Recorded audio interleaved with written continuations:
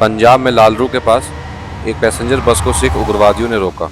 यात्रियों से उनका धर्म पूछा गया और हिंदुओं को अलग करके उनको मौत के घाट उतार दिया गया। लेकिन यह आखिरी हमला नहीं था।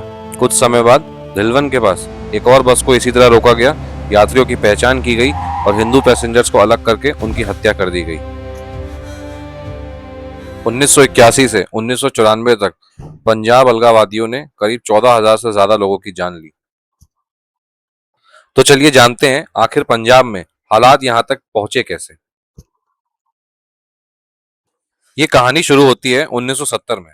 1972 के पंजाब असेंबली इलेक्शंस में अकाली दल हार गया और कांग्रेस सत्ता में आ गई। इसके बाद पंजाब की राजनीति में अधिक अधिकारों और राज्य की स्वतंत्रता को लेकर बहस तेज होने लगी। 16 अक्टूबर 1973 को आनंदपुर साहिब रिजोल्यूशन पास किया गया। इसमें पंजाब को ज्यादा फेडरल पावर्स, चंडीगढ़ और पानी के मुद्दों समेत कई मांगे रखी गई। सपोर्टर्स कहते हैं कि ये फेडरलिज्म और स्टेट राइट्स की डिमांड थी, जबकि क्रिटिक्स मानते हैं कि इसने अलगाववादी सोच को बल दिया। 1977 में जरनैल सिंह भिड्रनवाले दमदमी टकसाल के मुखी बने। शुरुआत में वो एक धार्मिक प्रचारक के रूप में जाने जाते थे। वो पंजाब के गांव-गांव जाकर सिख धर्म का प्रचार करते थे। 13 अप्रैल 1978 को अमृतसर में सिख और निरंकारी क्लैश हुआ, जिसमें 16 लोगों की मौत हुई।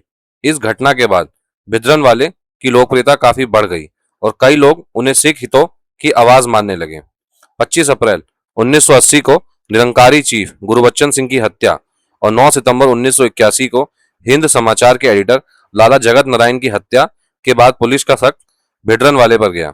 उन्होंने सरेंडर किया, लेकिन सबूत की कमी के कारण उन्हें छोड़ना पड़ा। इससे इनके सपोर्टर्स के बीच उनकी छवि और मजबूत हुई। 1982 में धर्म युद्ध मोर्चा शुरू हुआ। अकाली दल और भिड्रनवाले के समर्थक आनंदपुर साहिब रिजोल्यूशन की मांगों को लेकर आंदोलन करने लगे। इसी दौरान पंजाब में टारगेट किलिंग्स और हिंसा बढ़ने लगी और 1982 के अंत तक भिड्रनवाले पंजाब की राजनीति और बढ़ती मिलिटेंसी का सबसे प्रभावशाली चेहरा बन चुके थे।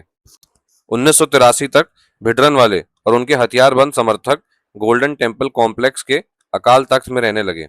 उनके समर्थकों का कहना था कि वो धार्मिक और सियासी संघर्ष के लिए वहां मौजूद थे, जबकि भारत सरकार का आरोप था कि इन कॉम्प्लेक्स के अंदर मिलिटेंट एक्टिविटीज की जा रही है। जून 1984 में इंडियन आर्मी ने ऑपरेशन ब्लू स्टार शुरू किया, जिसका उद्देश्य कॉम्प्लेक्स से आर्म्ड मिलिटेंट्स को बाहर निकालना था। इस ऑपरेशन में भिड्रनवाले और अन्य लोग मारे गए और अकाल तख्त को भारी नुकसान हुआ। ऑपरेशन के बाद देश भर में तनाव बढ़ गया। 31 अक्टूबर 1984 को प्रधानमंत्री इंदिरा गांधी के उनके सिख बॉडीगार्ड्स ने हत्या कर दी। इसके तुरंत बाद दिल्ली और अन्य शहरों में भयंकर एंटी सिख दंगे हुए, जिनमें आधिकारिक आंकड़ों के मुताबिक लगभग 3,000 सिख मारे गए। 1985 के बाद पंजाब में मिलिटेंसी और भी तेजी से बढ़ी। इस दौरान कई मिलिटेंट ग्रुप्स ने पुलिस, सरकारी अधिकारियों और आम नागरिकों को निशाना बनाया। कुछ हमलों में बस रोककर यात्रियों की पहचान की गई और हिंदू पैसेंजर्स को अलग करके उनकी हत्याएं की गई।